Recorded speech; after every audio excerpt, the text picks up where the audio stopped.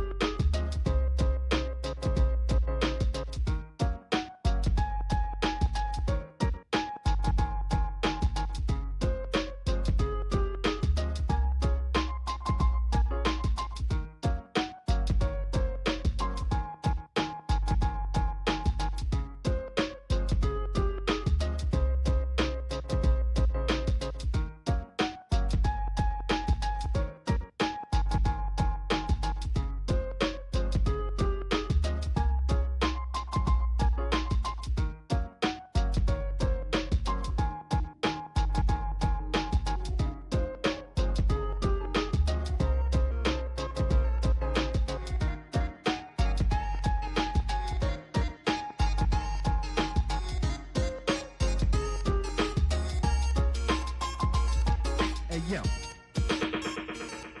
hey yo, hey yo, hey yo, hey yo.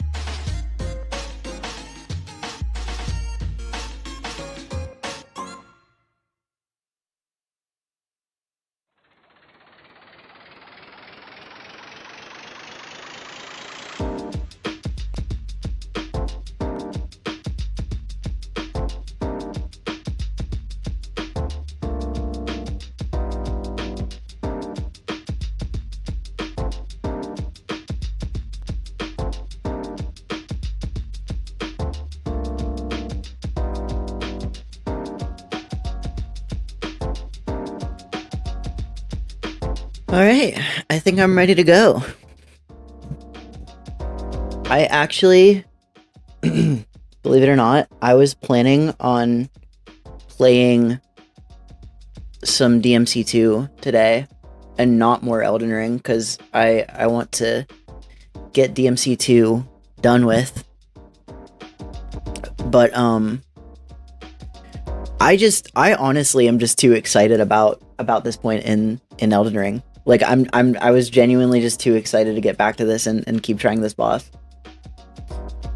So we are doing that instead. I'll get to DMC2 this week again for sure. I need to for the YouTube upload schedule. I need to play more DMC2 sometime in the next couple days. But for the time being, it's all right to keep going with some Elden Ring for sure.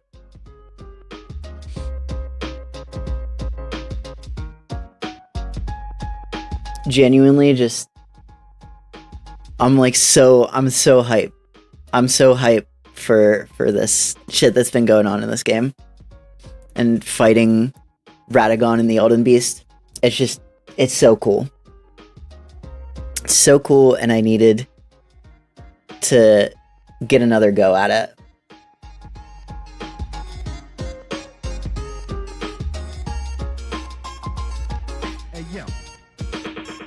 So we're gonna do that. We have maybe an hour and a half. So we'll see what we can do in that time. Hopefully we get something good going.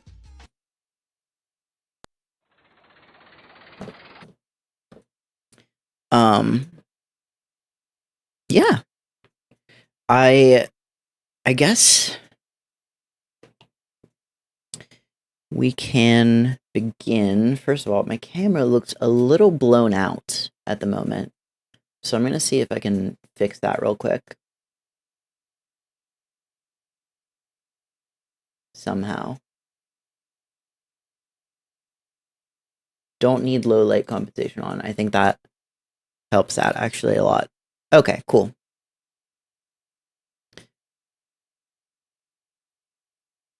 Is that a good place? All right.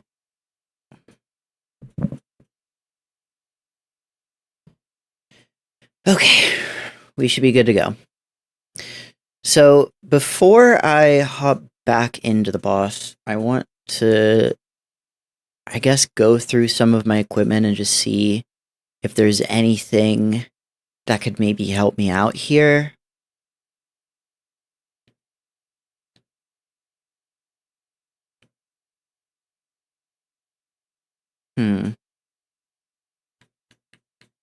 My current setup seems to be doing okay. It doesn't actually seem that bad. I do wonder how Perry would do against, whoops, how Perry would do against Radagon. Because his attacks are quick, but I would say reactable for sure. So I would be interested to see if parries can actually work well. So I might try that out. Aside from that,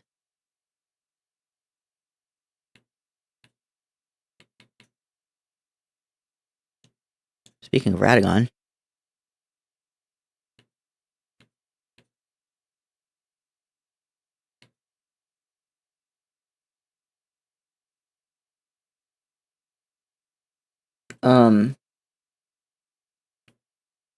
Trudon, you can probably just go ahead and give that person a ban. Pretty sure that's a bot.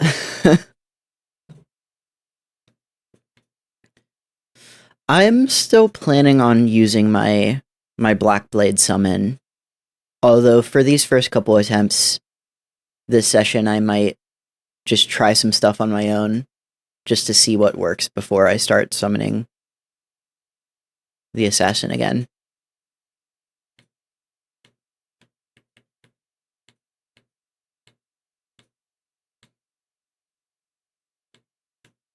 Enhances stamina, reducing attacks against blockers.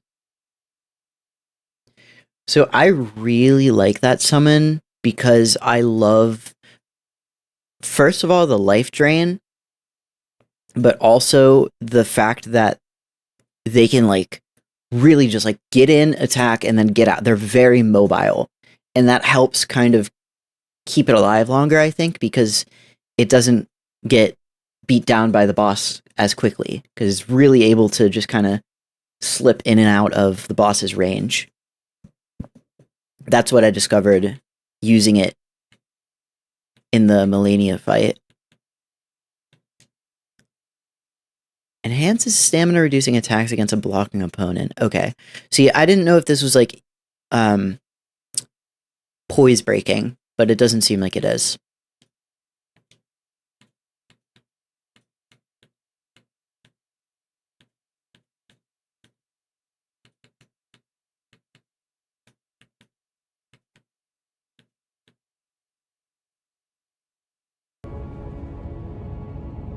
Game was muted.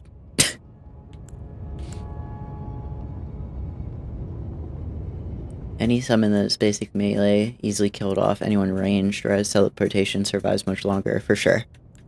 I've definitely noticed that.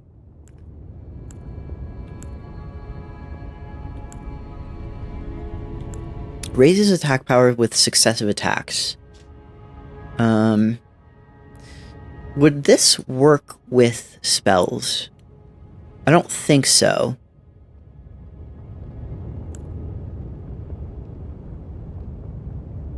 Right. Do you know? Is there confirmation on if this would work with spells or not?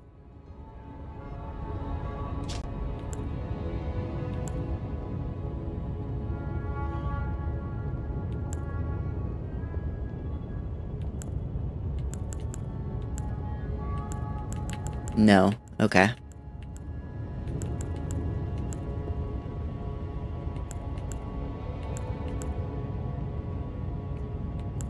Boosts non-physical damage negation. What kind of damage is Radagon doing most?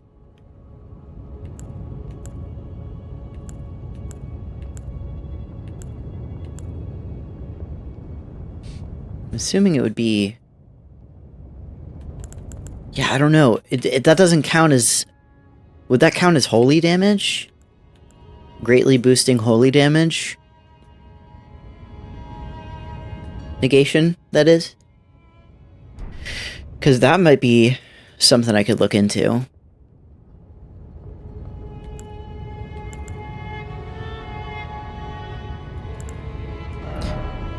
I might also... So I'm going to put that on. How much does that do, by the way? Let me... look at my... So my holy is 151.20. That raises it to 33. So quite a bit. I don't know how much that actually deflects in practice, but yeah.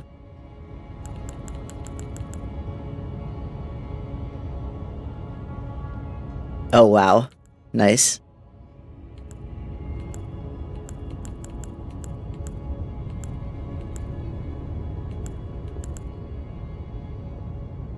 More HP restoration could be kind of cool. See, I'm really thinking I'm going to keep this on because I'm going to rely on the Moonlight Greatsword attacks more than I am my spells. So I don't feel as much need to have these spell talismans on. I feel like I could probably replace them with other ones that are going to be more suited for this fight.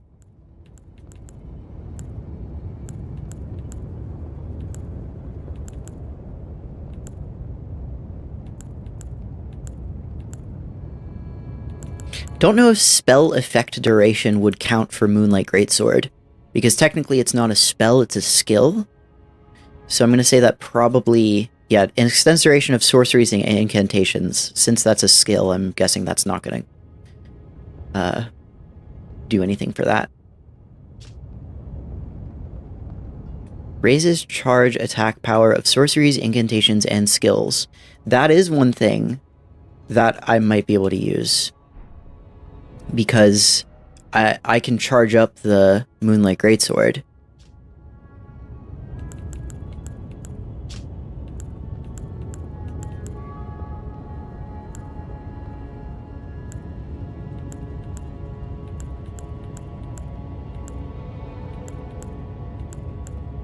Okay. I'll go in with these talismans. We'll see how it goes. This first time through, I actually am really curious to see how parries would do. So we're gonna try parrying Radagon.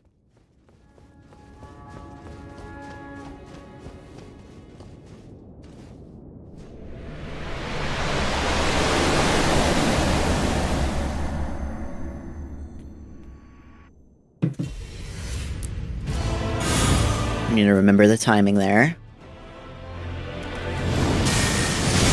Okay, well, you're not gonna parry a fucking lightning bolt. I don't know why I tried that.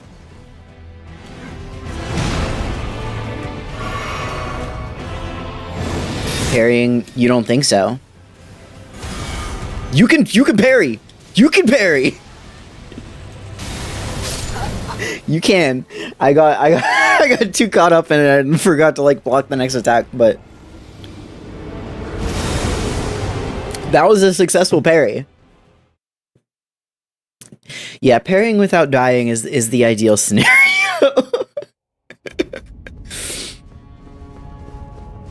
If I parry a whole chain of attacks but then die to the lightning or whatever anyway, then, you know. That does make me think though. I wonder, will this stack if I put the non-physical? It does stack. Okay. I'll put that on too then. Now I'm gonna have like extra holy damage negation.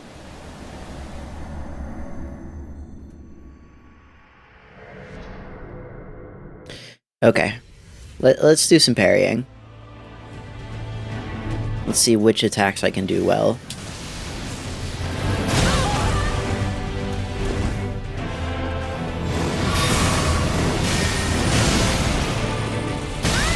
Whoops.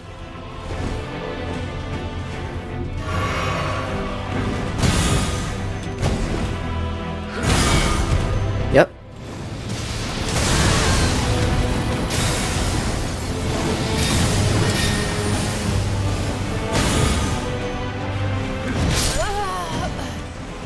Well, you know, a fraction of what incantation buffs can do and resist. Look at what they have to do to mimic a fraction of our power. Sorcerers when incantation mages when looking at sorcerers.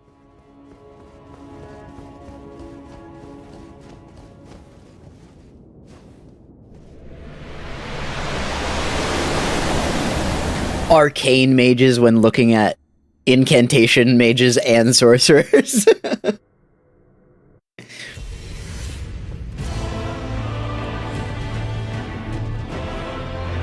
Alright, come on.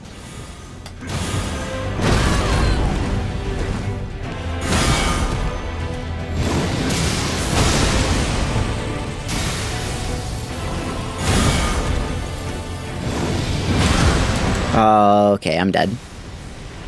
He's, like, actually not difficult to parry, though. I gotta say, if you can separate in your mind the attacks you have to dodge versus the attacks you have to parry, his attacks are not difficult to parry.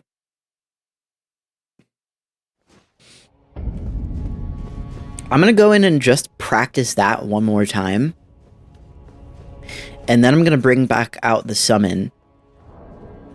Which, speaking of which, I wonder if I do have any other summons that could be particularly useful. Healing incantations and holy water pots. You know what? Holy probably isn't great for him. Jars.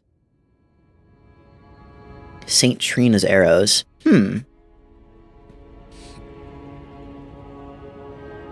Sleep against Radagon. I wonder. It would be interesting to see.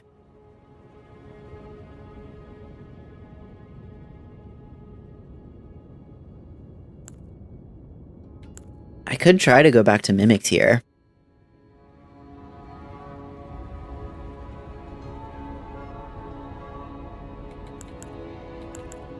You know what? Maybe we could try Mimic Tier, but I really like this summon. I think it's more... I don't know, it's more unique, because it feels like a different... Yeah, the Mimic Tier parries better than me. I like having an actually unique summon, as opposed to just me again. The Mimic Tier is a really cool Spirit Ash, but it's just... I don't know. I think it's more interesting to have a completely unique summon. Besides, everybody uses Mimic Tier. It is a hot take. I don't know.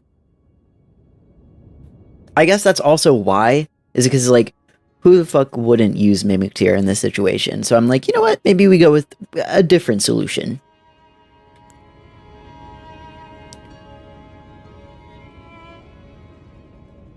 You don't like Mimic Tier? That's interesting. Wow. Gravitational arrows.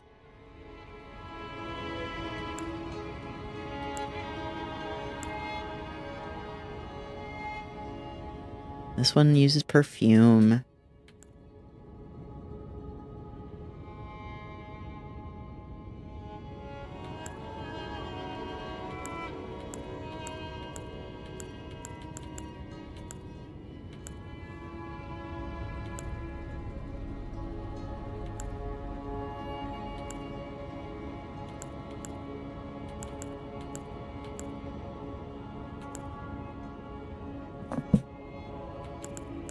Yeah, I'm thinking about trying this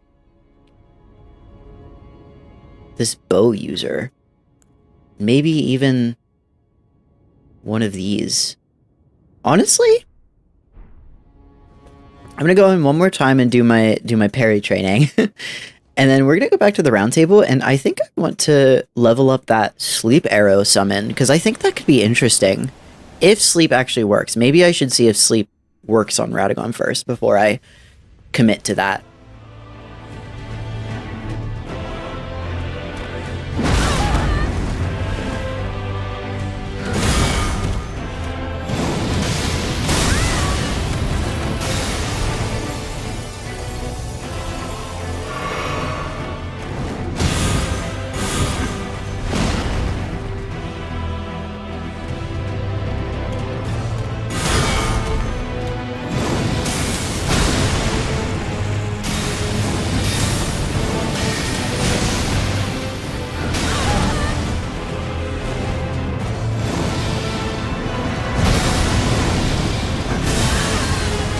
Ouch.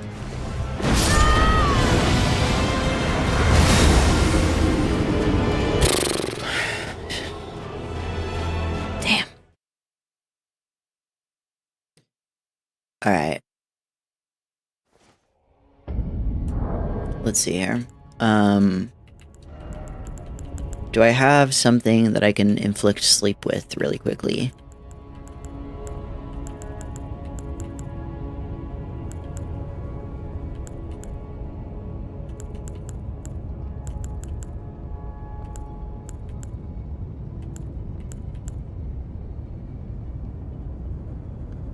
I do have my Saint Trina's sword. Probably wouldn't do that much damage, but it inflicts sleep pretty quickly. And I want to say I also have a spell. Maybe.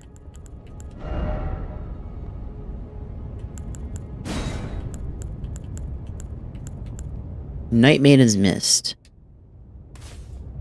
Was it this one?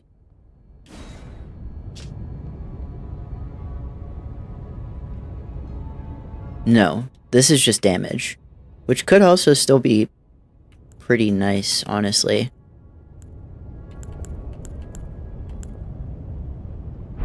Okay, it must have just been the skill of this sword that I was thinking of that releases the sleep mist. I'm gonna try that, and then if this works, if I can sleep Radagon, then I'm gonna go back to the round table and level up that sleep archer. Just because I think that could be kind of fun. Sleep in the damage spell. Okay, I'm remembering now. That flashbang is crazy, by the way. Alright, come on.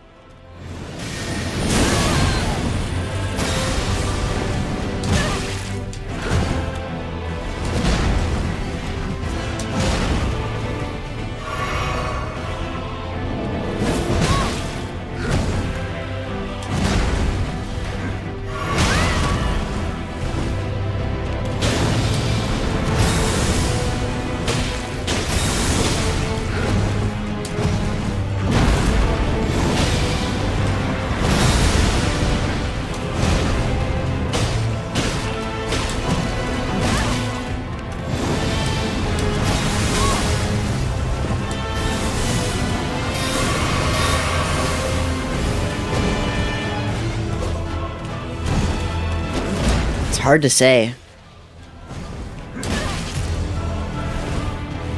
Yeah, I don't actually know. It's hard to say if this will actually work.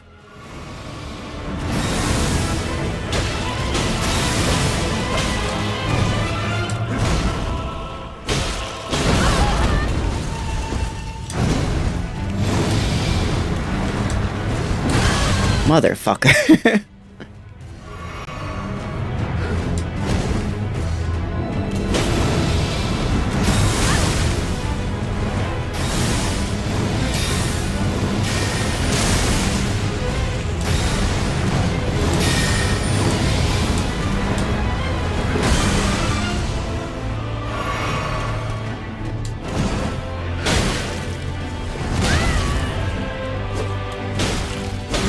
I don't think this is doing shit.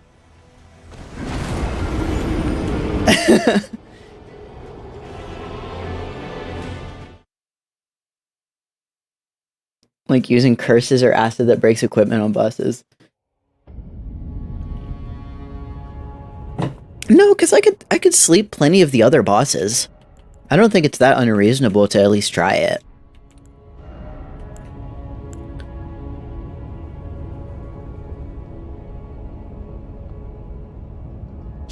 What does this one do? A Night Maiden and a Swordstress. It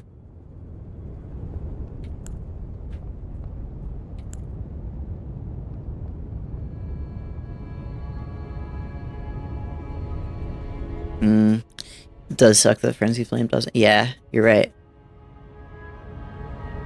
Jar Hurling could be fun.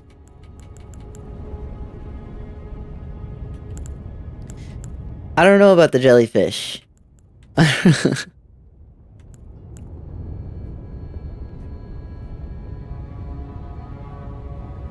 Spews poison.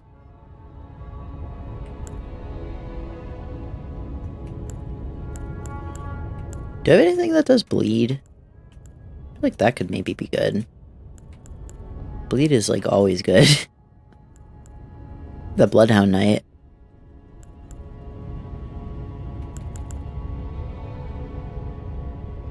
I'm just gonna try this one though. I'm not even gonna God bleed. I mean, I could if I can kill him, you know? It's like the opposite of the Predator quote. If I can kill him, then he can bleed.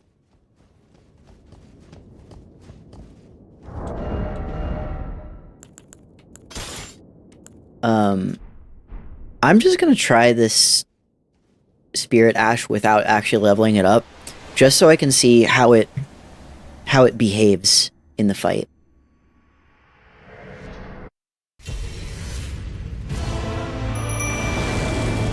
I'm just curious.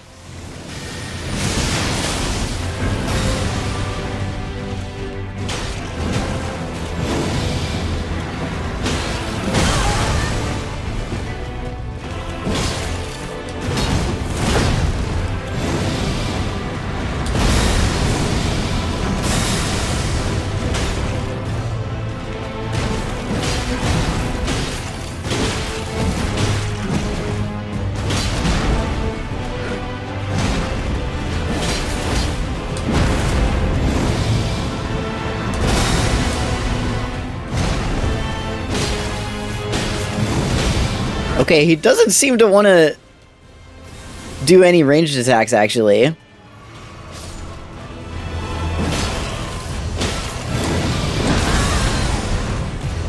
Well, shit.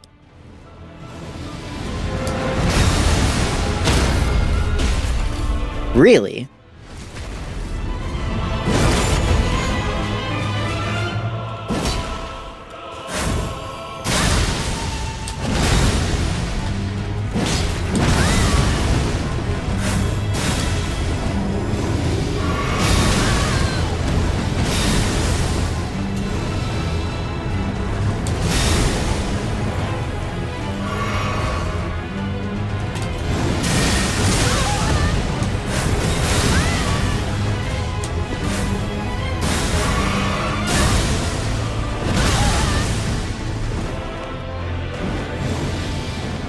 Okay, so I don't think I'm using that one.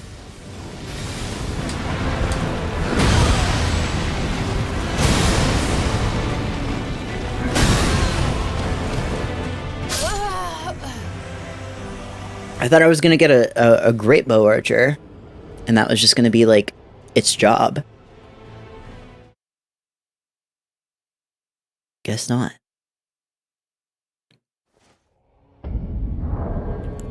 What else we got? This would be the actual archer, but I was thinking like a great bow would be cool, because that would do more poise damage.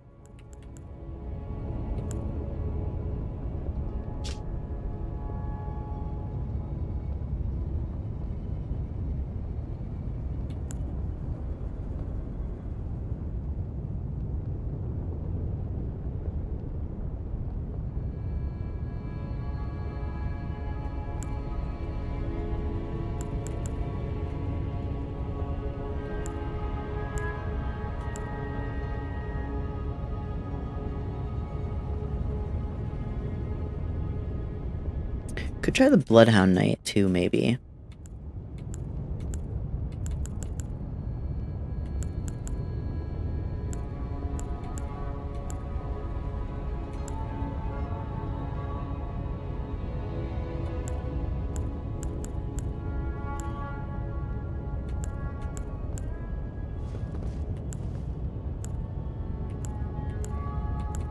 The rot dogs.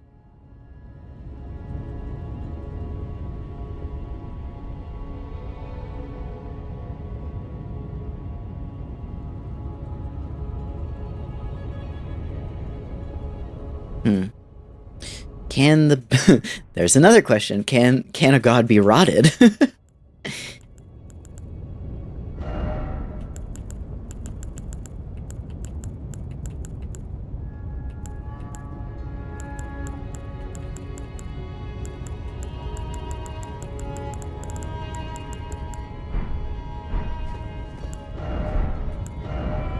Guy with horns? You're talking about him?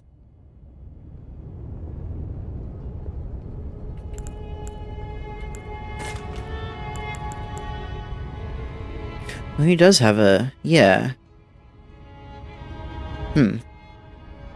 Maybe.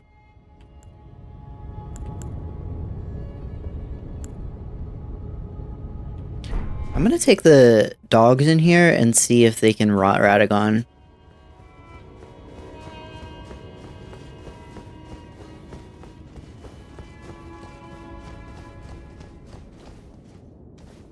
I'm in my experimentation phase of the boss fight, just like I was doing with Melania. Because my thinking is if I can get this phase down with Radagon as painlessly as possible, then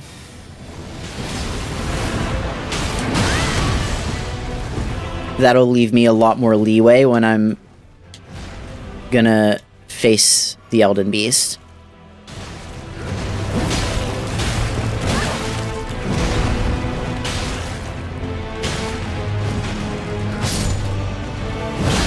Okay. Well, I didn't get to see if he gets rotted.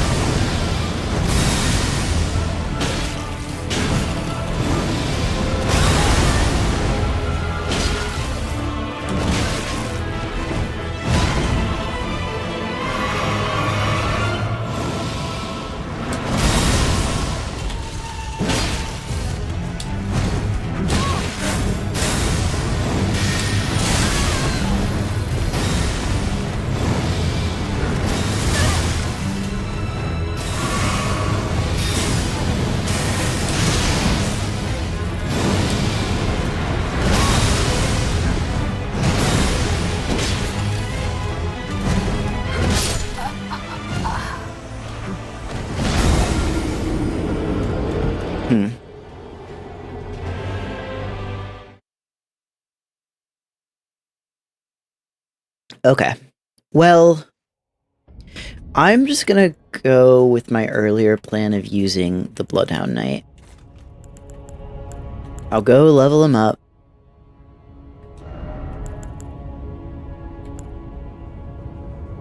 And we'll see how that goes.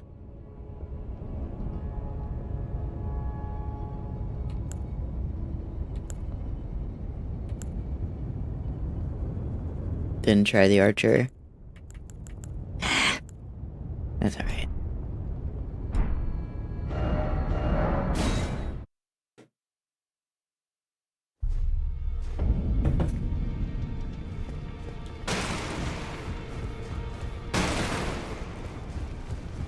I think I already have a decent amount of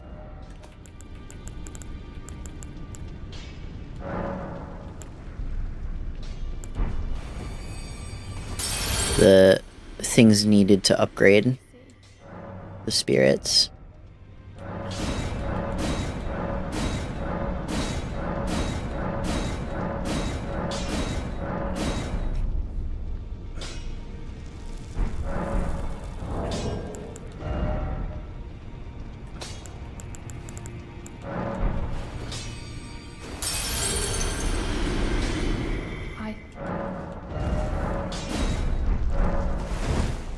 Okay. Let's go test this out. Oh, you know what? Let me come here first. Actually, I can see what Mohg's Great Rune does.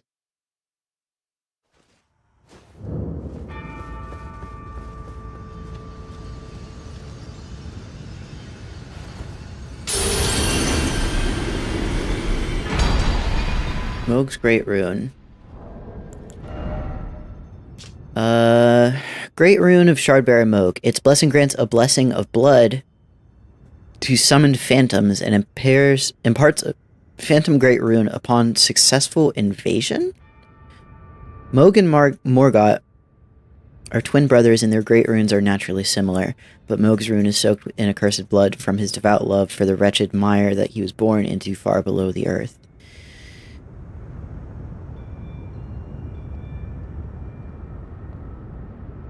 What?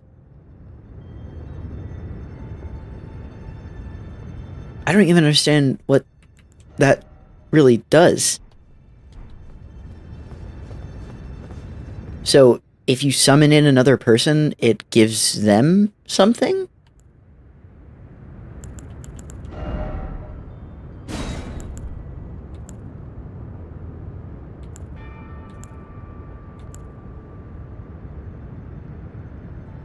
Summons get attack power if bleeding happens. Okay. That's kind of useless to me then.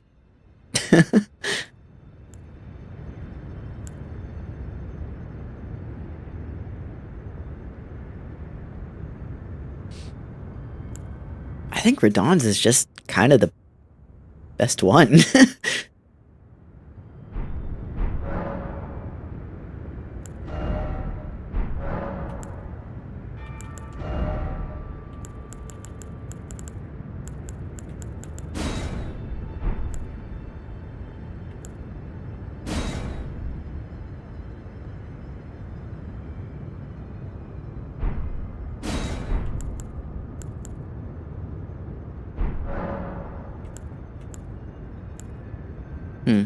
Weird.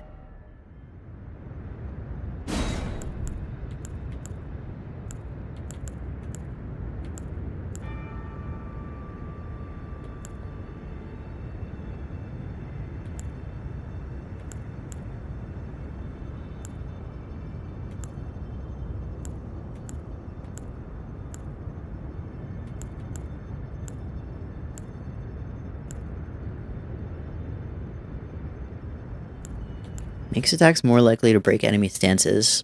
You know what? Radagon seems like he can definitely be fairly stance broken fairly easily, so might put that on.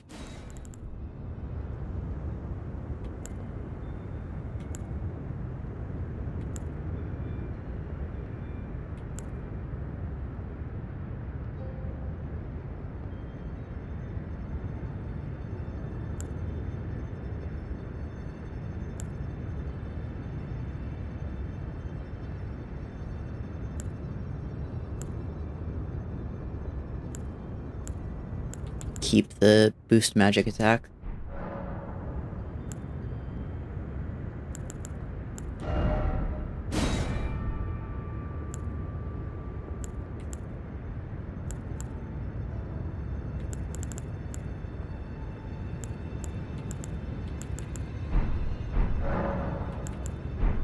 Okay.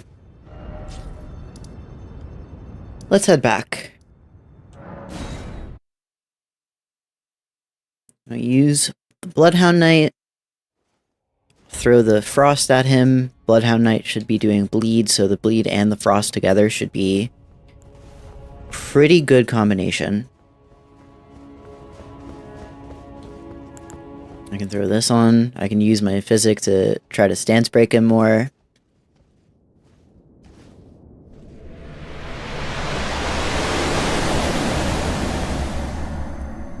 I have a good feeling about this round.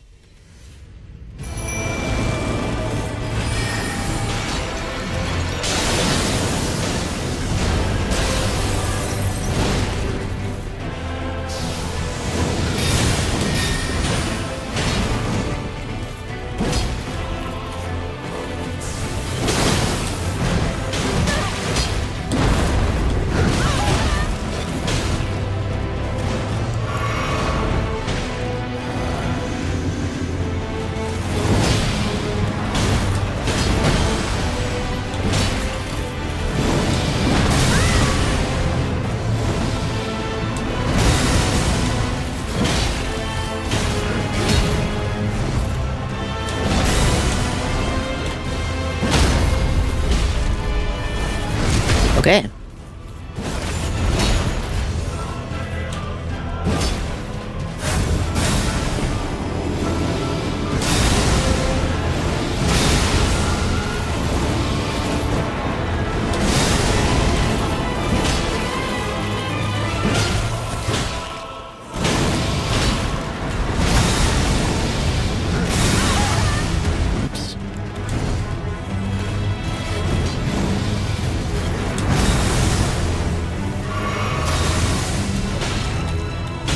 Yeah, this isn't...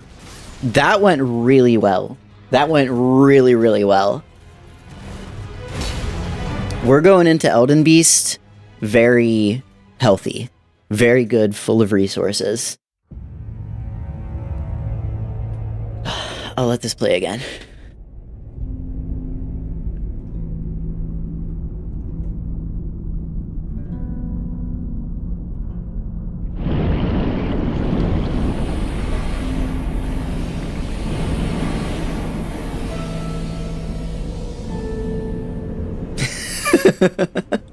I'm sure you've seen this cutscene quite a lot.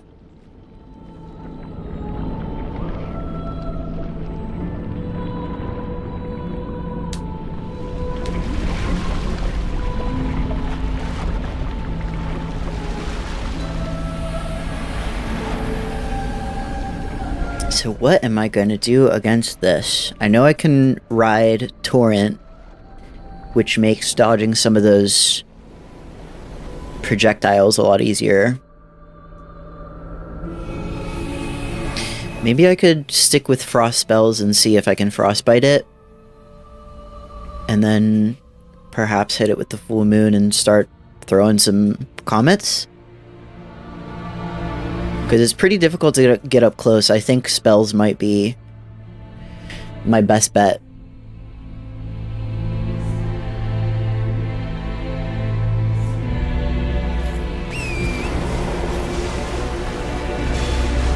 Alright, so we're gonna do this.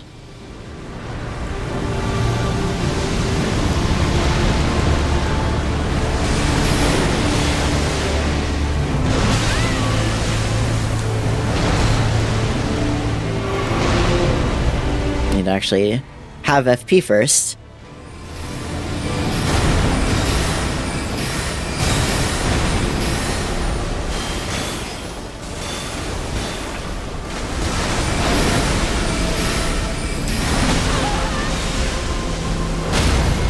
Shit.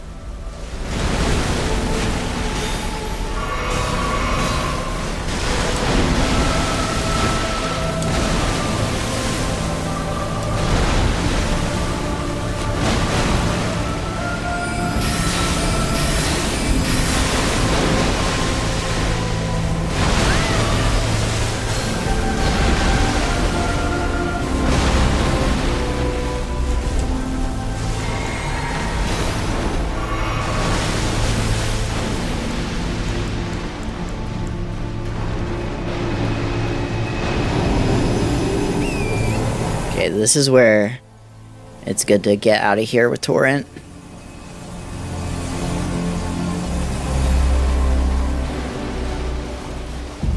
Oh. Alright, just me and you.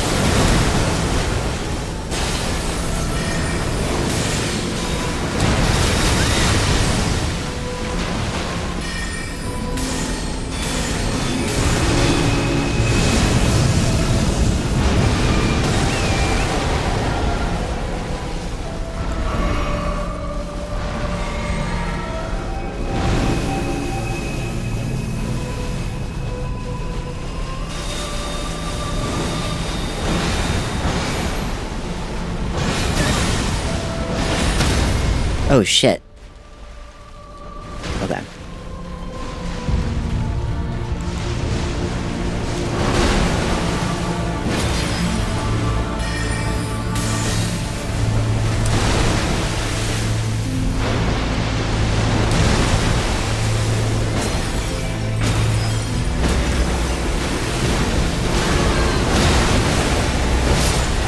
Fuck. These, like, ground AoEs are pretty rough.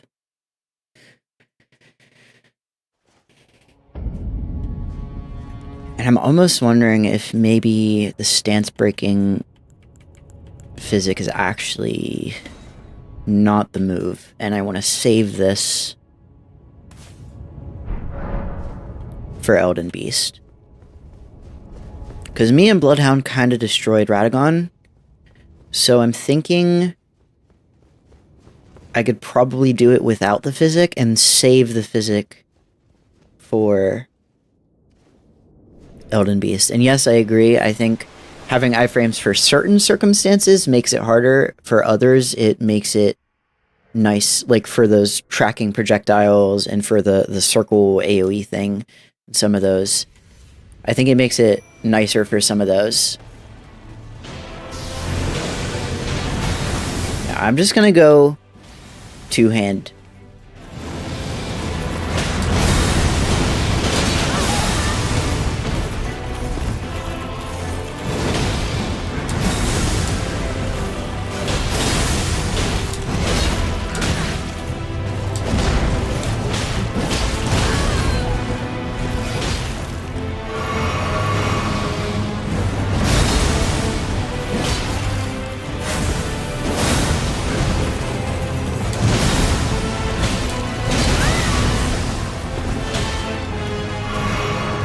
I said I was destroying him last time, now I'm fucking it up.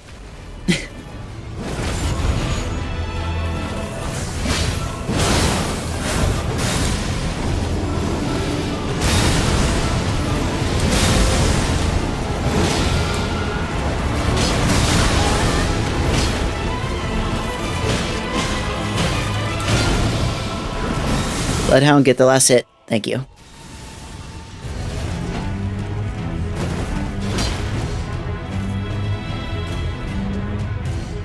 Yeah, the summon, I mean, literally just drawing the aggro is half the battle. Like, okay, see, now I feel like is probably a good time to cast some of this stuff.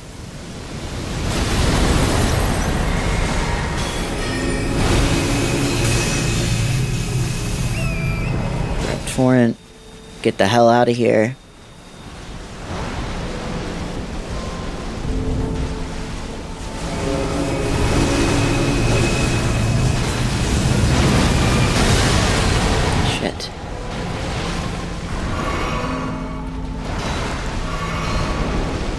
Let's drink this.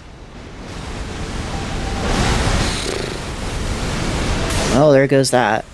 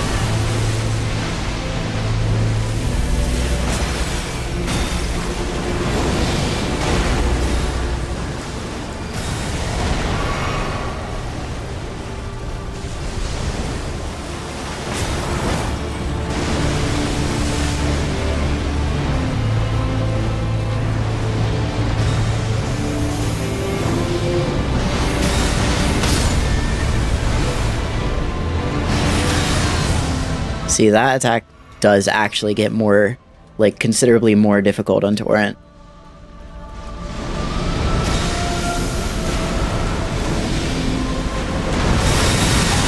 Oh.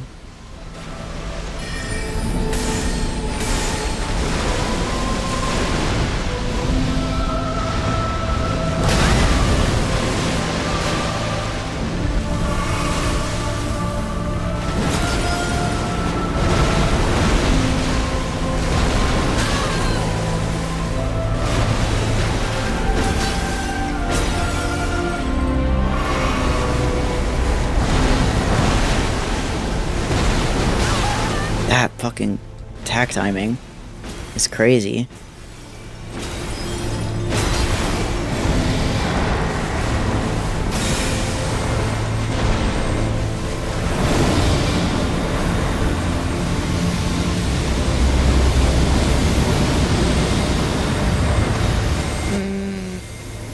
Get away from me, motherfucker! What the fuck? What the fuck? How long does this go? Oh my god! It's infinite!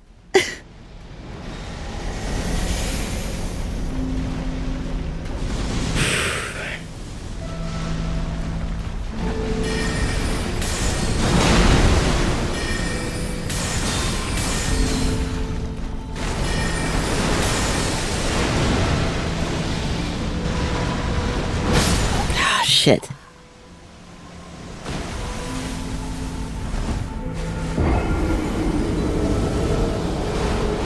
Radagon has fast attacks. Elden Beast, yeah, has really, really long startups.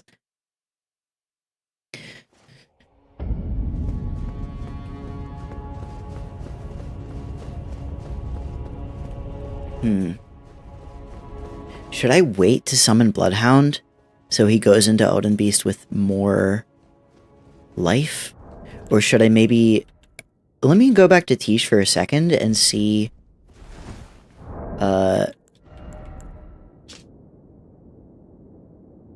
if she is any more survivable in the Elden Beast phase. Because Bloodhound Knight goes down really quickly as soon as we get to Elden Beast. So it might be worth it to just...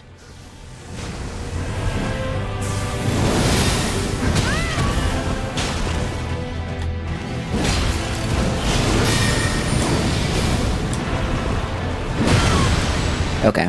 Well, that's that. Alright. Oh well. God, that grab. If you get hit by that, it's just over. Literally no chance.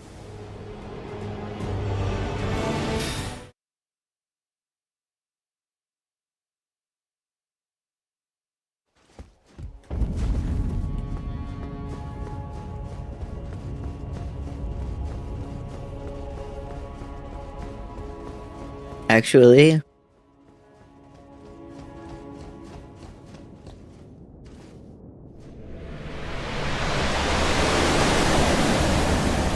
What, if you have like a shit ton of HP, does it not?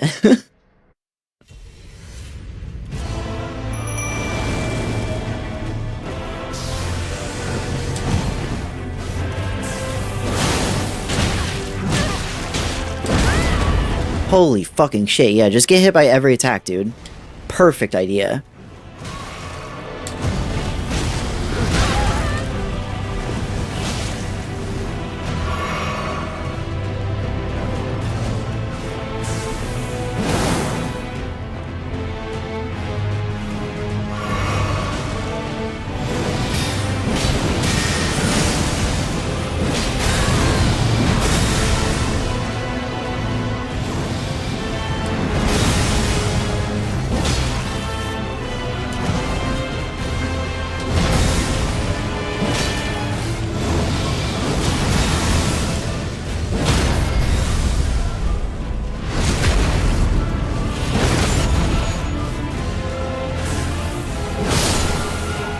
Okay. Not the worst run, not the best though.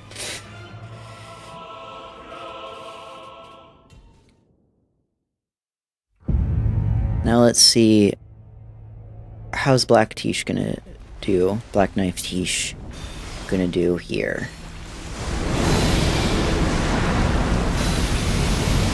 What am I doing?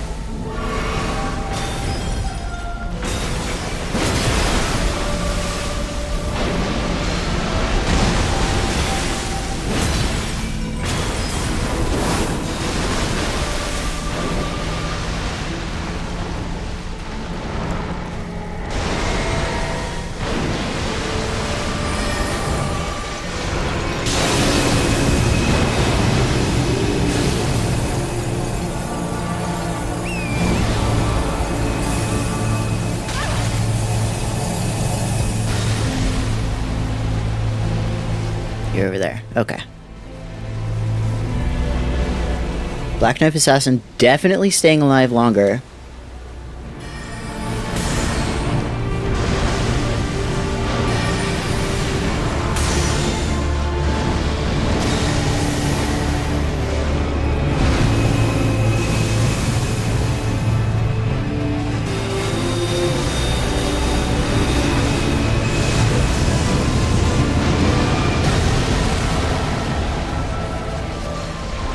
I'm telling you, dude.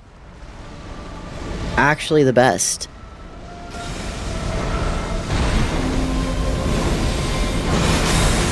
Oh, this fucking...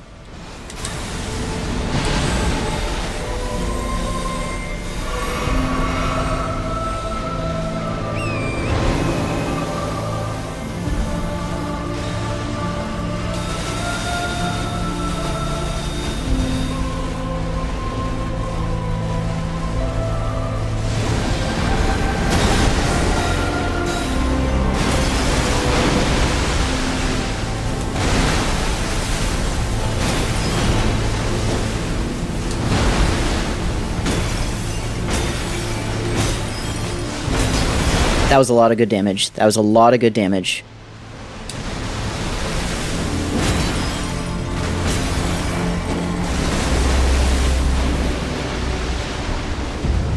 Come on.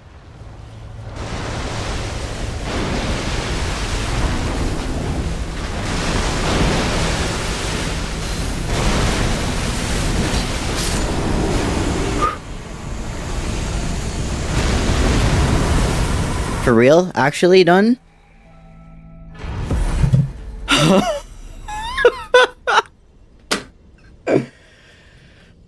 God slain.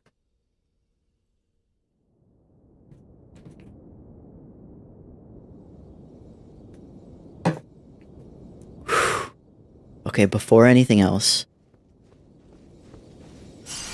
let's look at this. The Elden Remembrance. Remembrance of the Elden Beast hewn into the Erd Tree. The power of its namesake can be unlocked by the Finger Eater, of course. It was a vassal beast of the greater will and living incarnation of the concept of order. Damn. Touch Fractured America. Which is... Oh, I guess that's what Radagon was like... residing inside of?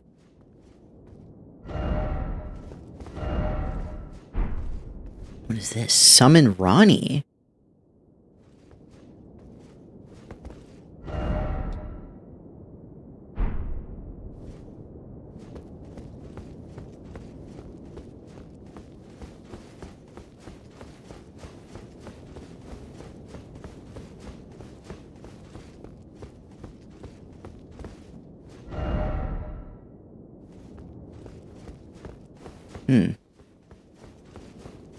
Okay, well, let me set it this grace.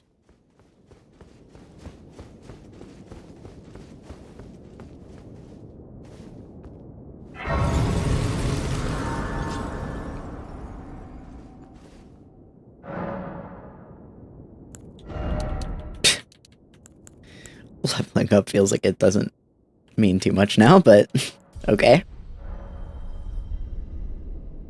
And I guess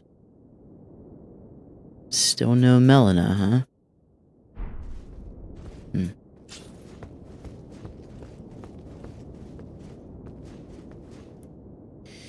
Here I am. So it's basically just either touch this with or without Ronnie then?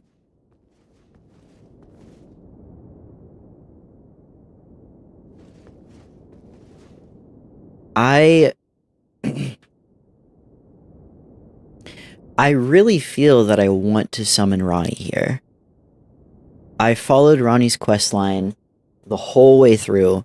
I mean, literally, this is like pure proof right here that I followed Ronnie through to the end. And even this coat here, Blythe's coat, like, so much of this journey has been following alongside Ronnie and her crew.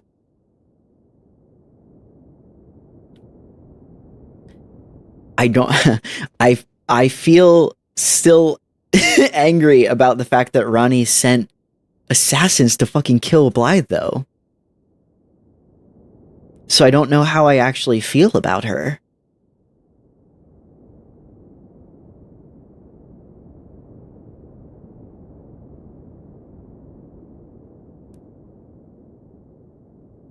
Like, so much of this is because of her. So in a good way, so much of the great parts of my journey are because of her and because of her instructions.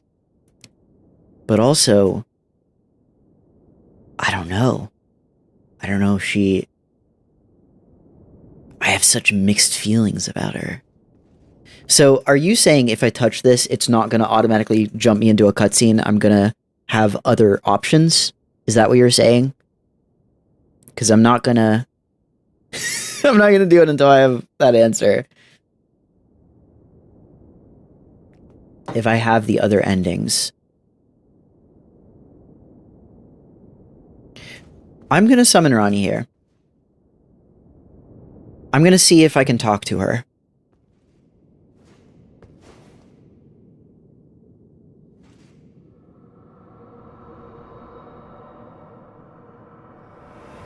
I just want to see. I haven't seen her in a while.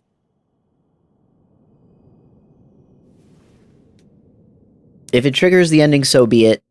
That's my choice is I want to see the battle is over. Ronnie through.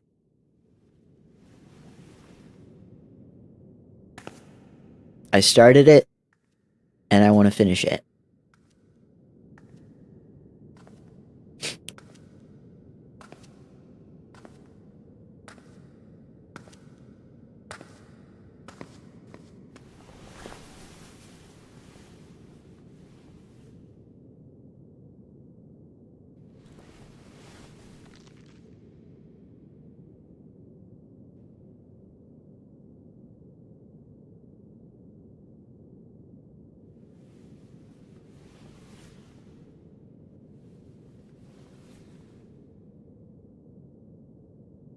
I do solemnly swear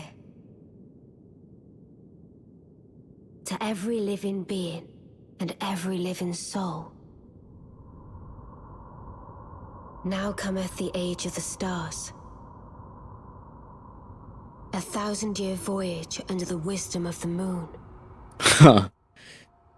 Here beginneth the chill night that encompasses all, reaching the great beyond. Into fear, doubt, and loneliness, as the path stretcheth into darkness.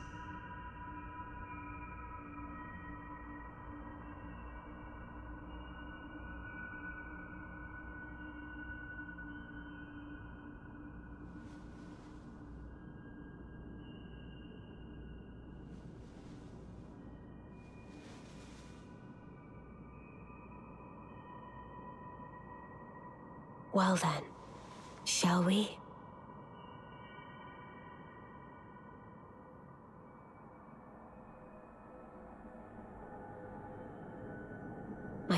consort eternal.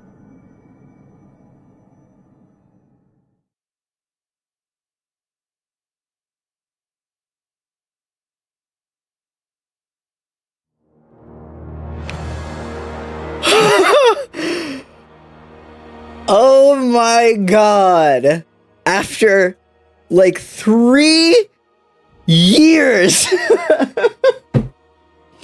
I reached credits of Elden Ring.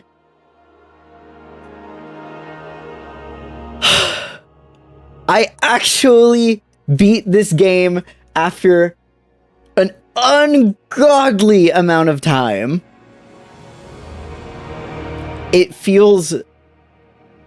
I feel so, like, satisfied finally having done this. And I feel, like, proud of having done it, like, I don't know.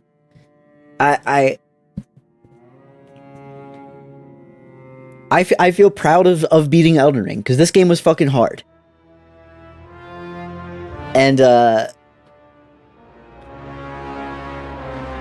I don't even like to talk about this shit, but like, I know that there's discourse among some annoying people that like, oh, if you play the game with sorceries, you're not even really playing, or like, if you play the game with spirit ashes, then you didn't like really beat the challenge or whatever.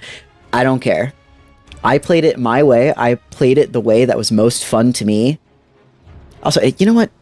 I will actually say, you know what pisses me off about arguments like that is like, the developers put that shit in the game for people to use. Like, when people were like, dude, you don't understand, you have to do like a pure dex parry build if you actually really want to beat the game, otherwise you're just playing on baby mode. It's like, do those people think that the developers put all of these tools in the game with the intention of people not using them? Like, to me, in my mind, the fact that I'm using everything at my disposal and making the game as easy as possible, and you're putting these weird, like, challenge limitations on yourself, like you only have to use this type of sword, and you can't use skills, and you can't use sorceries, and you can't use summons, you can't do all that. Like, that's not me playing on easy mode. That's you playing on hard mode and being stupid because you're not like playing the game how it wants to be played. You're like playing it like a caveman who doesn't know how to use the tools given to him. Anyway, okay, that was just a rant I had in there for a while. But anyway, the point is, I feel very proud of finishing this journey, and to be fair, it's not completely finished because I have the DLC to play, but I'm separating that as its own thing in my mind. To me, like, the base game of Elden Ring is now complete, and I did it. And I did it in my way, I did it in the way that was most fun to me, and had such a fulfilling time doing that, following through on that Ronnie questline, getting all those cool sorceries, the Moonlight Greatsword, all of this stuff that felt so specific to the way that I wanted to play this game, made it such a personal and like great experience. And I'm so happy that I'm done with it, but that I have experienced it now. I'm so happy to have experienced this game in its fullest. This is usually the point in a playthrough where I would go through everything that I loved about a game and talk about how good I think it is. What can we appreciate about it? But the thing about Elden Ring is, it is like maybe the most praised game in recent memory by everybody you know. Like, it almost goes without saying. In fact, it does go without saying to say that this is a triumph in game design. This is literally a, like, I would say a masterpiece of game design. This is everything that From Software has learned over the past decade and a half of designing these types of action games, these Souls-likes, like condensed into the most perfected experience. And of course, there are still some of those weird little quirks that From Software has. I've talked about how it's annoying that you have to reload areas to progress quest lines, and you have to, just some of this weird stuff. The way the multiplayer system works is still kind of like, it feels weird and outdated. There's a lot of weird stuff, right? But like, all in all, this is everything that everybody loves about Dark Souls 1 through 3, about Bloodborne, about Sekiro. All of that stuff just in this one, like, grand experience. And, I can't wait to see what they have next, but I know that, technically what's next is already out because it's Shadow of the Erdtree. But just, another absolute banger from Software. It really doesn't even need to be said how incredible this game is, how the world design is so fleshed out and thoughtful and interesting in so many ways. This fantasy world is such a unique vision, just as all of their other worlds have been. The characters are so interesting. Like, there's such a grand amount of interesting and awesome NPCs in this game, and so many of them have storylines that you can follow and unravel and understand through so many of the descriptions and quest lines and whatever else. And I think more than any other game, the experience of going through those descriptions, going through the quest lines, through the world, and finding these environmental storytelling pieces is so perfect. And it is so satisfying to jump into this world as a stranger and slowly come to understand, the fractured universe that it exists in. The world in complete disarray that you are shambling your way through and picking up the pieces and understanding where things went wrong and how all these puzzle pieces fell. And it's just like, it's a triumph. That is the word to use to describe Elden Ring. It is a fucking triumph of a video game. And I don't think it's the kind of game that you can really expect to come along more than maybe once a generation, once every 2 generations, right? Like, it's incredible. It's incredible. And like I said, that almost goes completely without saying because everybody knows how incredible this game is, but it's still worth singing its praises because this is what Miyazaki and the team did with Elden Ring is like, it's fucking unbelievable. Did Elden Ring win Game of the Year in the year that it came out? Because yeah, I don't I don't know what other games came out that year, but I don't think anything could really compete with the amount of cool shit packed in to this game.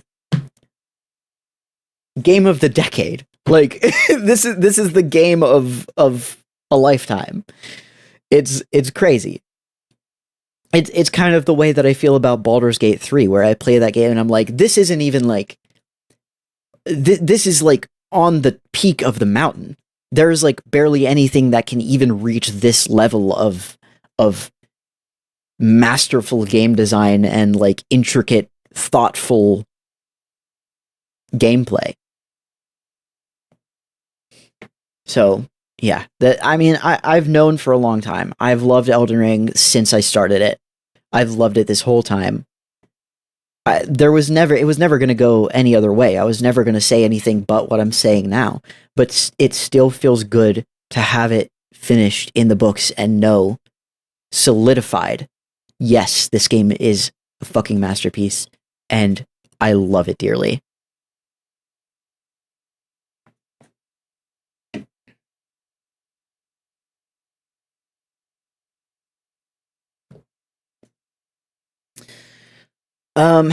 So how soon am I gonna do Shadow?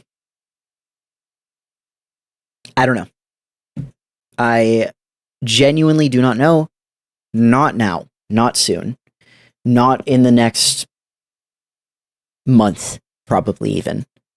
I'm giving Elden Ring a break because this has been a crazy long journey, and I'm ready to put it down for now and give some other games a chance. It has been a mainstay on the channel for a really, really long time, and I think both for the sake of my own variety in game choice as well as the channel's variety in videos, I think it's a perfectly fine time to put Elden Ring to rest for now and give it a little bit. I got some other games I want to get to, and I'm finally going to be able to get to them, which is just really great. It's not going to be 3 years from now. It's going to be, maybe a few months. And then we're going to hop back into it. But I do want to give it that break.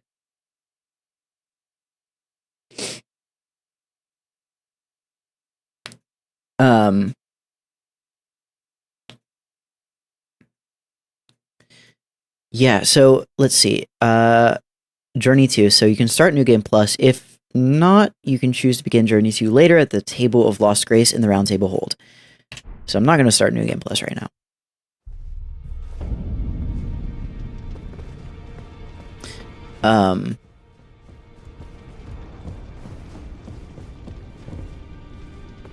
I'm gonna look at the other endings, by the way. I'm definitely gonna see what else there was.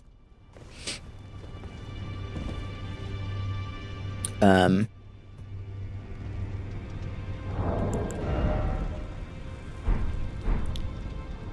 guess for now, let's go ahead and check out what the Remembrance gives you. I don't even know if I looked at this one. We have the Axe of Godfrey. Weapon of Godfrey, Elden Lord. It was broken in a battle fought as leader of the Tarnished during the Long March. This weapon is symbolic of Godfrey's vow to conduct himself as a lord, later becoming an emblem of the golden lineage. In the days of the past, a crown was warranted with strength. Regal Roar, let loose a mighty war cry, raising attack power while sending out a shockwave that cannot be guarded against by stomping the ground, while active, strong attack becomes a lunging slash. And we have an Ash of War, Horolu's Earthshaker. This Ash of War grants an armament the heavy affinity and the following skill. Slam both hands onto the ground to violently shake the earth and unleash a shockwave. Follow up with an additional input to slam the ground again. And we also have the Elden Remembrance, Marika's Hammer. Stone hammer made in the lands of the Newman, outside the lands between. The tool with which Queen Marika shattered the Elden Ring and Radagon attempted to repair it. The hammer partially broke upon shattering the ring, becoming splintered with rune fragments. Skill is Goldbreaker. Leap up high and while suspended in midair, imbue the rune shard with the light before smashing it down hard onto the ground. The heroic Radagon's signature attack. And the Sacred Relic Sword. Sword wrought from the remains of a god who should have lived a life eternal. Thoughts on what the weapon portends are many and varied. Some consider it the mark of a great sin or a sign of great devastation. Some think it is the end of an age, while others, the beginning. Unique skill, Wave of Gold. Imbue the sword with bygone golden glory, then fire it at foes. A wide golden...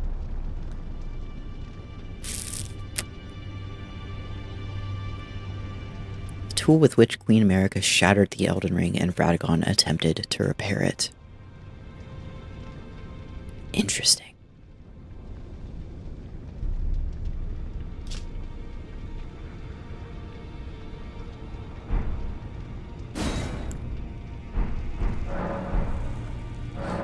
Get any equipment?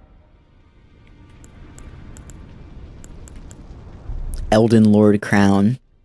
It's pretty cool. Do I recall the secret between Radagon and Marika?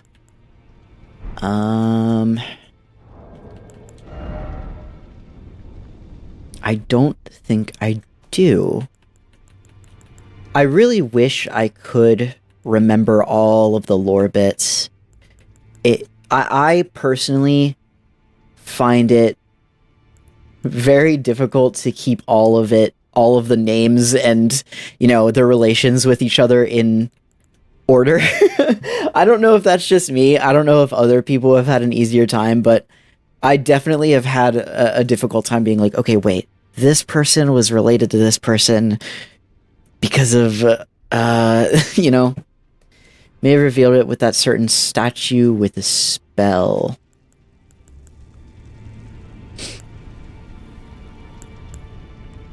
I think that is fair with every Souls game, but this one especially just being so wide open and you can really just get that information in kind of like any order. I think it's especially egregious here.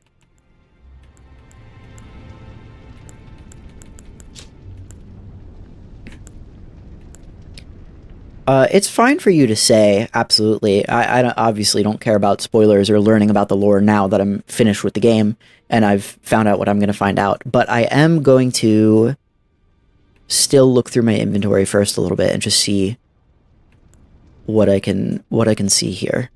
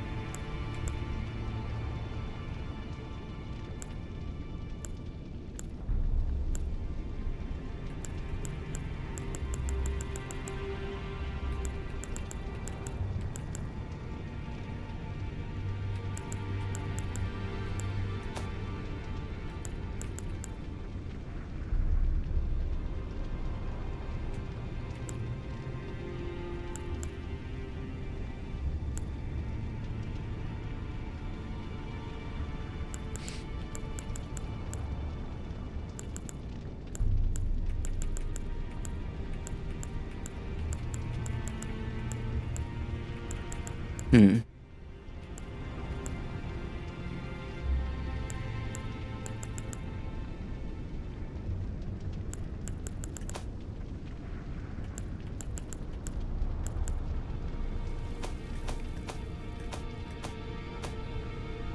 Yeah, I don't think I can find anything on my own, so...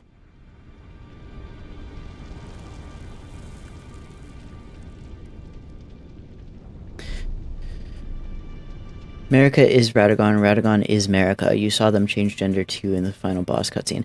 Yeah, I did notice that. I didn't know if Radagon was just like... Because it was the fractured body of Marika. I didn't know if Radagon was like using Marika's body. Because I didn't remember that detail.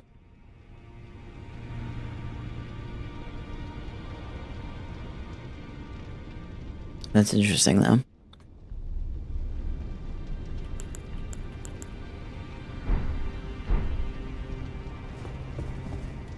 Is there anything else around here that I can do in-game?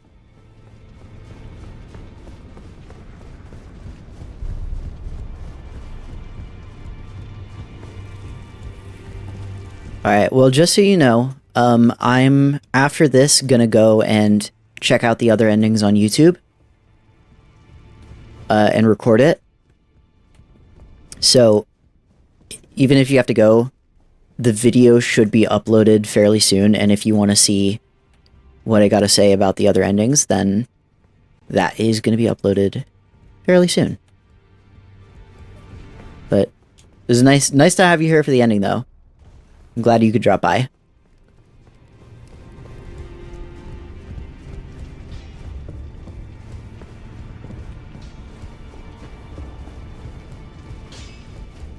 Cool. I will do. Actually, you know what? Honestly, just message that to me now. I won't look yet, but let me know what ending you ended up getting, and then after I look at the endings on YouTube, I'll check your message and I'll see which one you got. I'd be interested to know.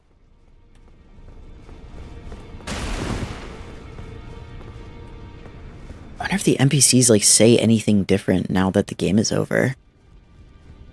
I see. Yep. No, she don't give a shit that I'm the Elden Lord. I'm just here for spirits.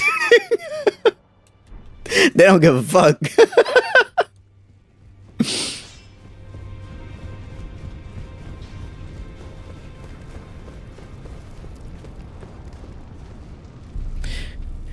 I guess that's it. I guess that is all I really have to do for now in game.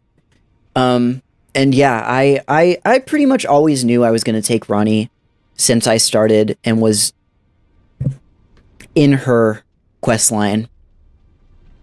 It is interesting that that is the most common ending. Yeah, I felt pretty set on that. So even though I didn't see what the other choices were, it's okay, because I think I already kind of had my heart set on following Ronnie's storyline all the way through to the end.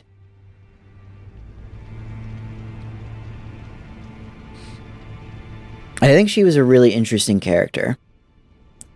She definitely like a morally complex character. I would be really interested to see a bit more about her lore. If I can find some, you know, Vati style, or even if Vati Vidya himself made some videos about what her story is and like just what her deal is, in the grand scheme of things. Now that I know the big picture, being able to have the full thing and see anything that I missed, I'd be very interested. Gotcha. Great.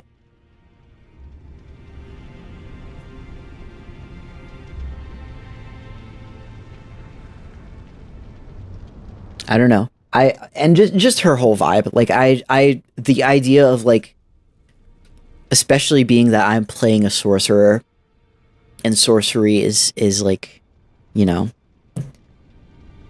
the stars and the moon have been such a part of it.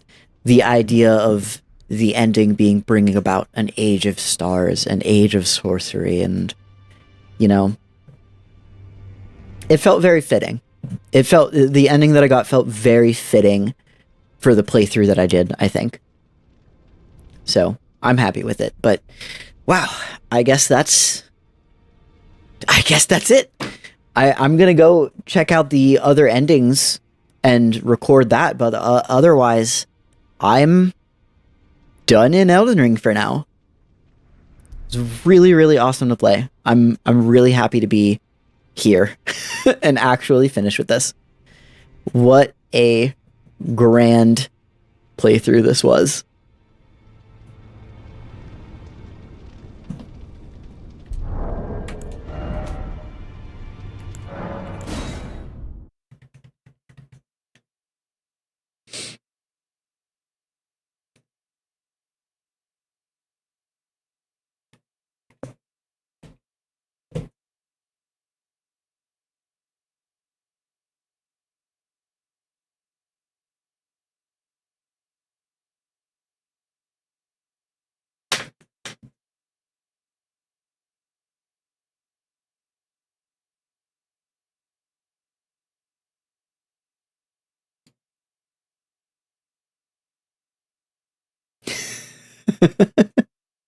Thank you very much. I'm gonna take a quick break, a quick BRB, and then I'm gonna check out those other endings. But see you later, Judon.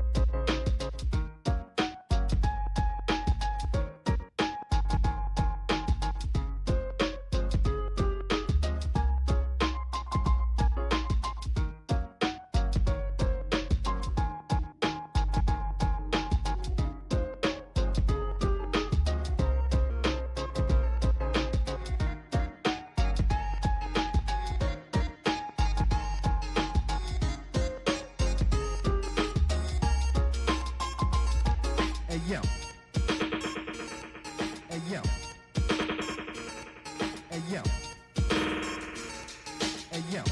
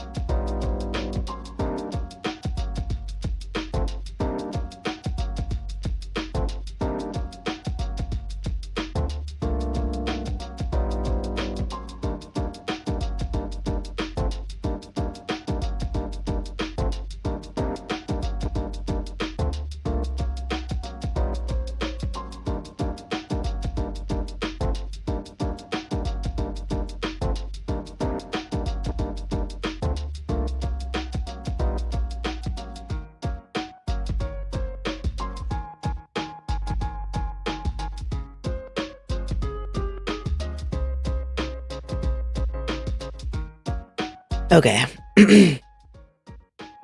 Let's do this.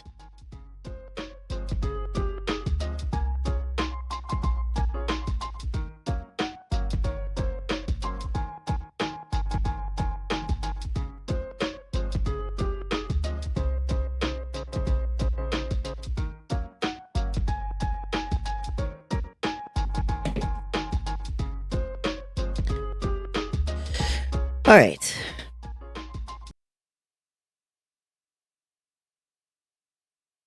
So, now that I have fully finished Elden Ring and saw my personal ending, which was the Age of the Stars ending, I'm going to watch this video, which is compiling the other endings. I guess there are 6 endings? 1, 2, 3, 4, 5, 6, and then I guess an alternate ending to Age of Stars. So I'm gonna check this out and see what else I missed. What other endings were possible that I didn't see. I'm very happy with the one that I got, but I'm still curious to know what maybe some of those other paths looked like. So let's check it out.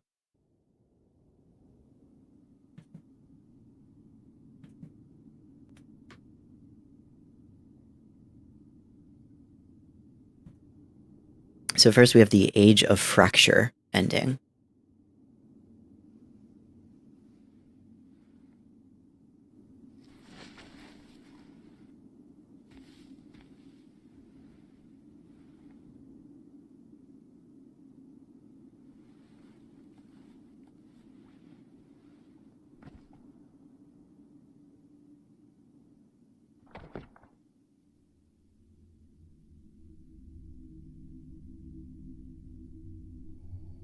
So placing Marika's head back on the body.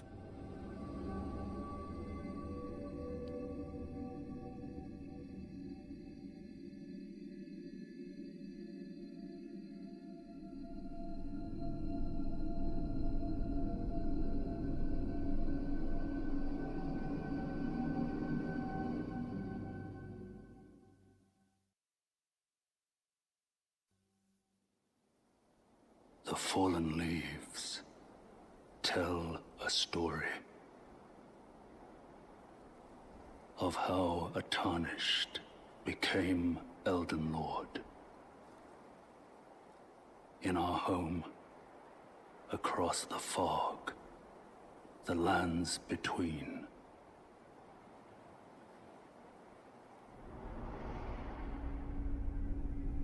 Our seed will look back upon us and recall an age of fracture. Is that the player character in the throne? Definitely feels like sort of the default, where you take the throne, become the Elden Lord. So this one is the Age of Order. I'm assuming this is if you follow the Golden Order in some way.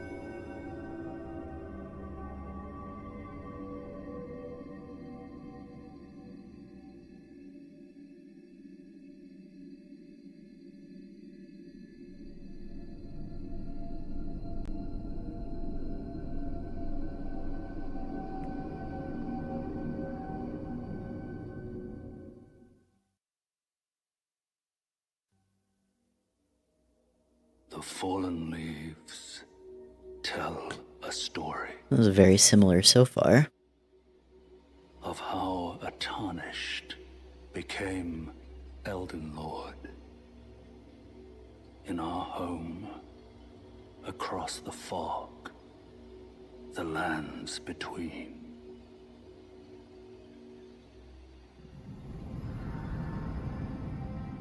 Our seed will look back upon us and recall the age of order. So is that the only thing that's changed, is just the last voice line? That was very similar.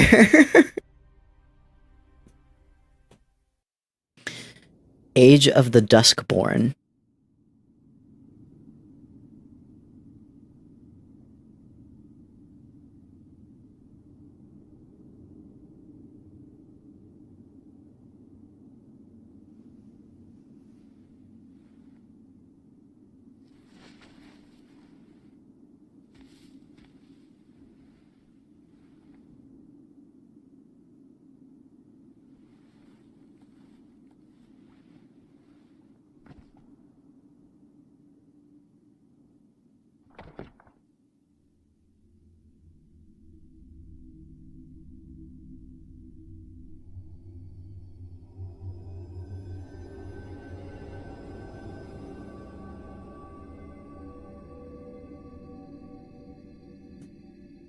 A different symbol, or am I tripping? I think it is.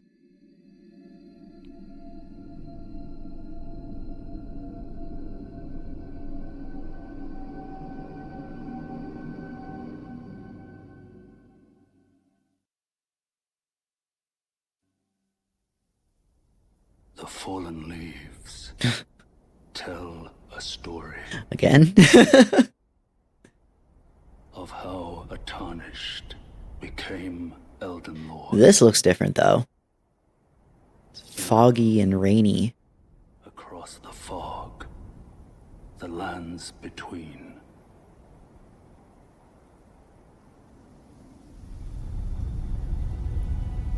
Oh. Seed will look back upon us and recall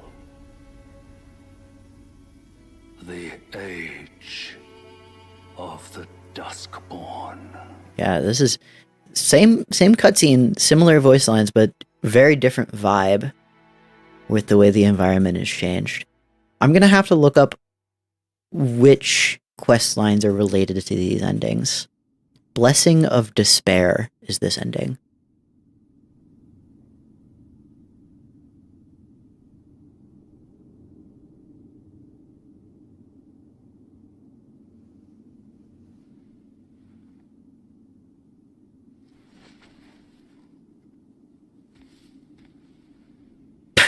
This fucking armor set.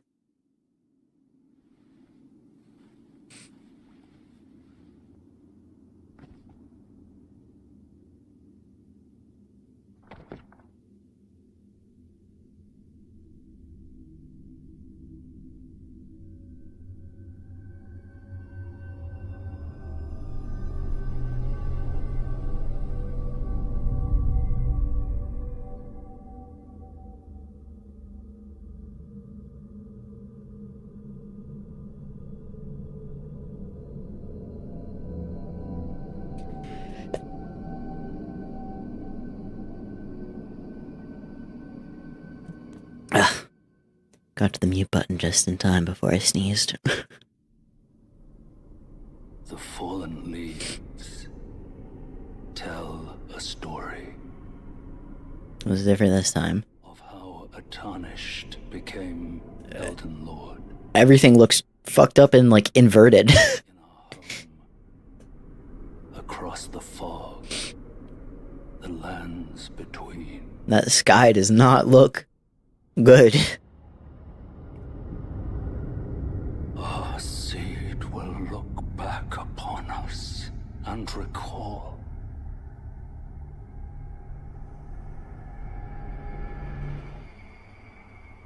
the reviled curse that defined our age. The blessing of despair. Okay. Don't think I like that age too much. Damn. Okay. And the Lord of Frenzied Flame. This is what I would have been locked into had I not done all that work to reverse the Frenzied Flame.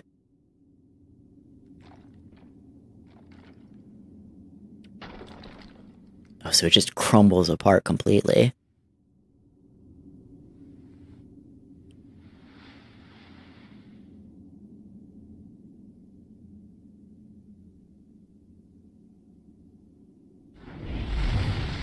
Oh.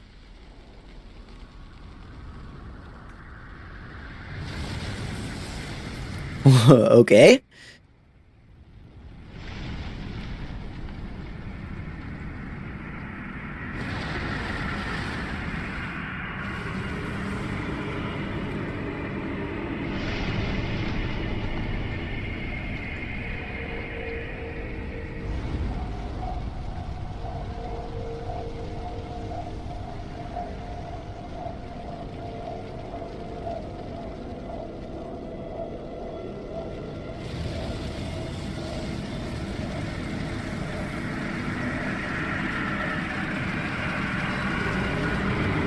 Well, this is creepy.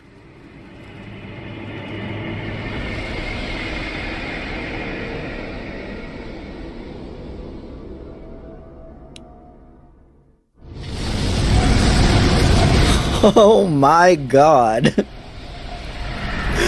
Okay.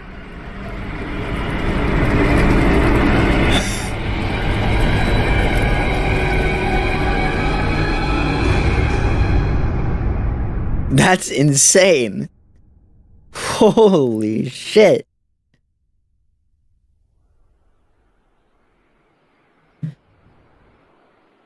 Oh, there's more.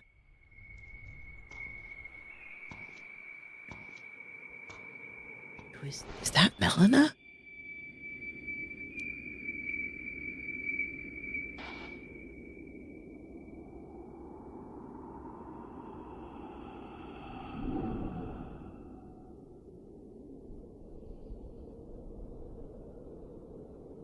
Lord of frenzied flame.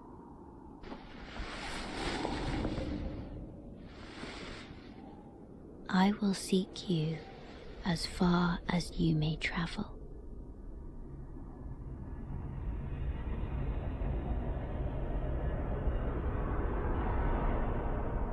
To deliver you what is yours. What does that mean? Destined death. Oh. Oh, shit.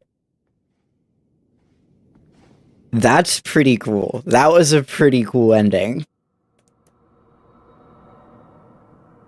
This is, of course, the one that I got.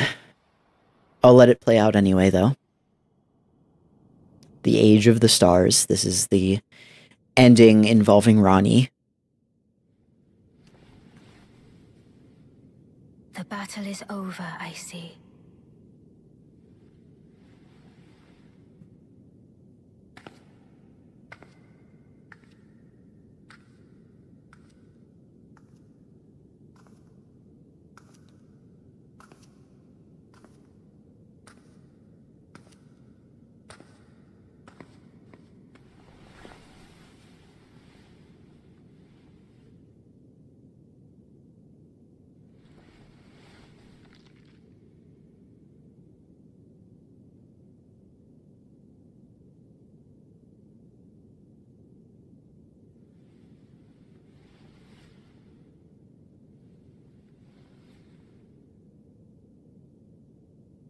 I do solemnly swear to every living being and every living soul. Now cometh the age of the stars. 1,000-year voyage under the wisdom of the moon. Here beginneth the chill night that encompasses all, reaching the great beyond.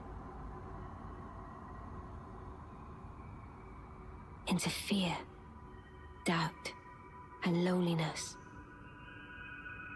as the path stretcheth into darkness.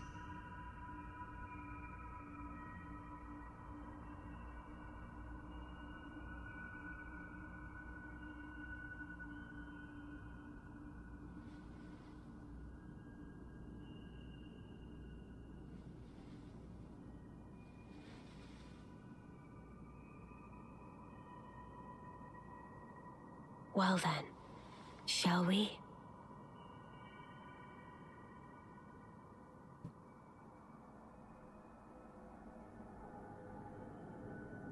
My fair consort eternal.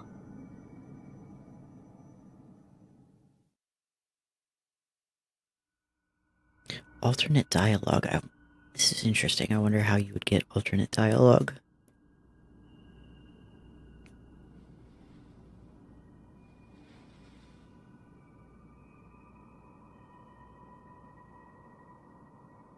Let us go together.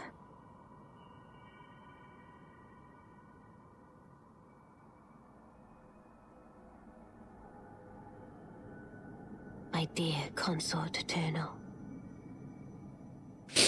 Very similar. That's weird. I wonder why it would be different. Like, I wonder what would cause it to be different.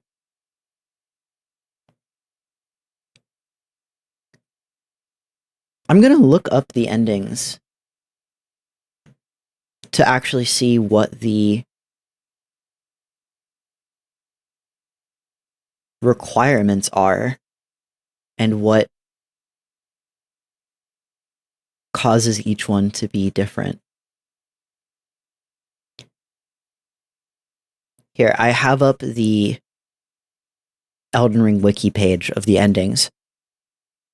And I'm just going to see, generally speaking, what causes each one to diverge from the others. So we have the Age of Fracture here.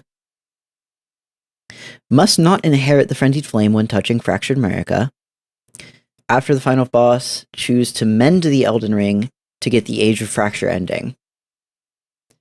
The Age of Fracture is the default ending, where the Tarnished chooses to mend the Elden Ring as it is and begin the new age as Elden Lord.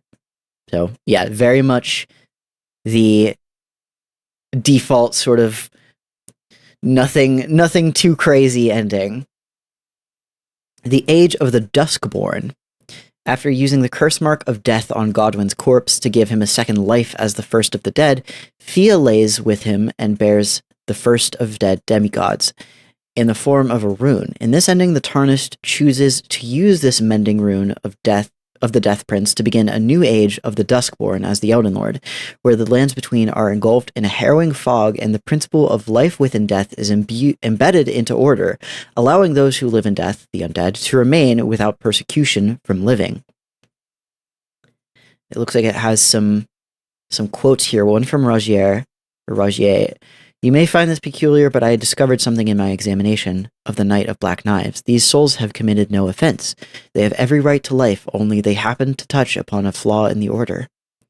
Fia says, I will soon lay with Godwyn, and it will surely stir within me the new life of the Golden Prince and the first dead of the demigods, as the rune of those who live in death. Please do one thing for me. Brandish this child, my rune, and take yourself the throne. Stay the persecution of those who live in death. So it's making it no longer some sort of sinful blasphemy to be an undead. Interesting. The Age of Order, which I assumed had to do with the Golden Order. The Age of Order results in a correction to the previous flaws of the Golden Order, where the Tarnished chooses to use the mending rune of perfect order on the Elden Ring to restore order to the lands between by shielding the land from the influences and machinations of powerful beings.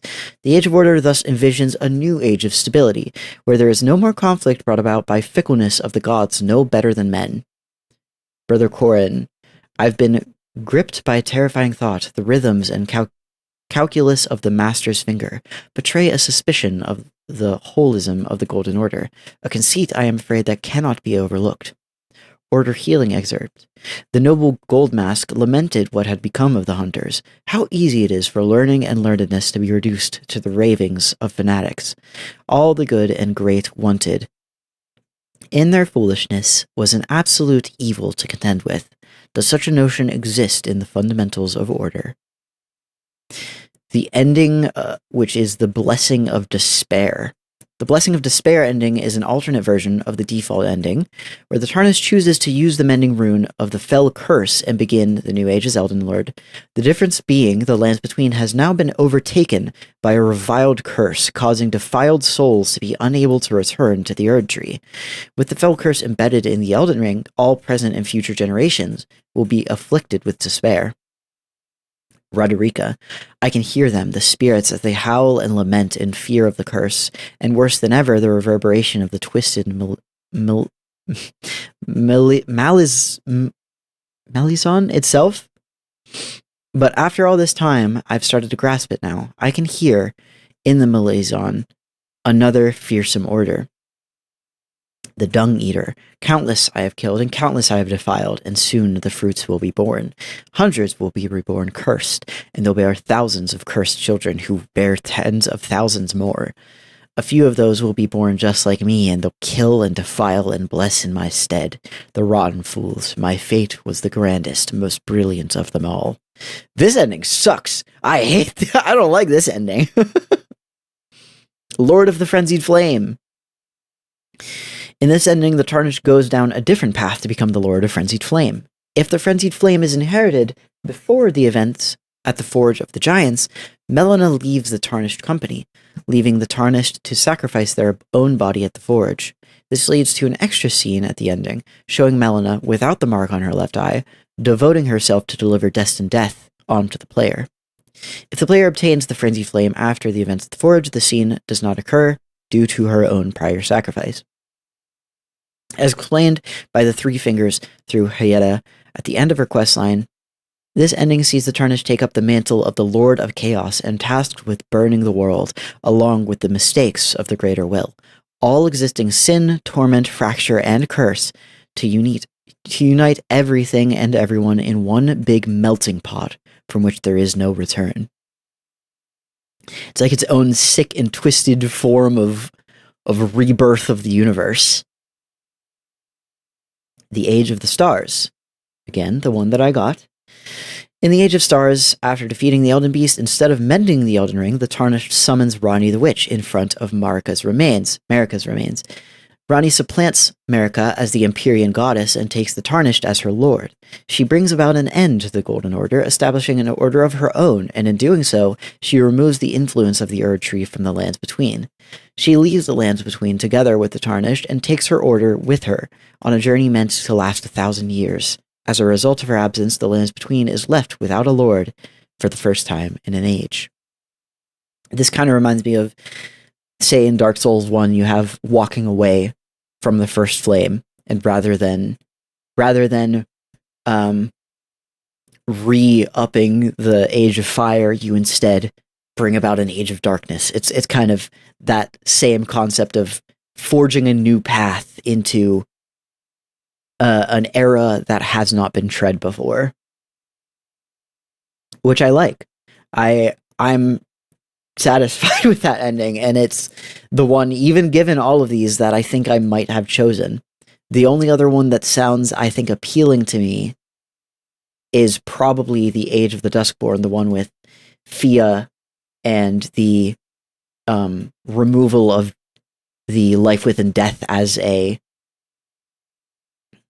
seen as some sort of curse or taboo. This is the other one that I think I really would have liked. But I'm certainly most satisfied with the one that I got, which is cool. It's good to know that I got the ending that I would have probably picked anyway. Awesome. Lots of cool stuff.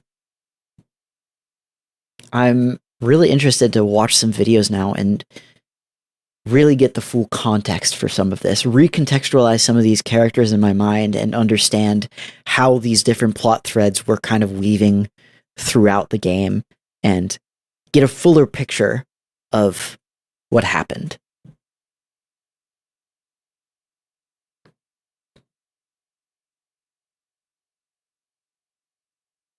All right. I think we are all good. I can't believe I have fully finished this game now. We're gonna get back to Shadow of the Erd Tree at some point, but not soon. Like I said, maybe in a few months, I'll revisit Elden Ring, and we'll see what Shadow of the Erd Tree has for me. But for now, I'm good. We're gonna finish DMC2 again this week. Again, it's crazy. We're gonna finish DMC2 again. We're gonna probably start a brand new game this week, honestly. Actually, you know what? What day is it now? It's Tuesday. So I have Wednesday and Thursday. Or actually, I think I only have Wednesday because I'm pretty sure I work in the morning on Thursday, which would mean I can't really do anything. Yeah. Okay, I only have tomorrow this week to stream again. So I'm going to have to stream DMC2 tomorrow for sure, because I need another episode of that to upload. But next week for sure we'll be starting a new game. I don't know what yet. We'll figure that out sometime this week. I will figure out what game I'm going to start next. I also decided that rather than alternating between 3 games on the channel, I'm just gonna do 2, just because it lets me focus more on each game and get through them a little bit faster. It also means uploads, rather than being every 6 days, will be every 4 days, so it'll just be faster turnout of episodes for each individual series. So yeah, DMC2 tomorrow, and then whatever comes after that, I don't know. I have a few ideas rolling around, so I'll think about it and I'll figure out which one I want to actually go with. But till then, it's been so much fun. I love this game so much, and I'm gonna head out. I will see you guys next time.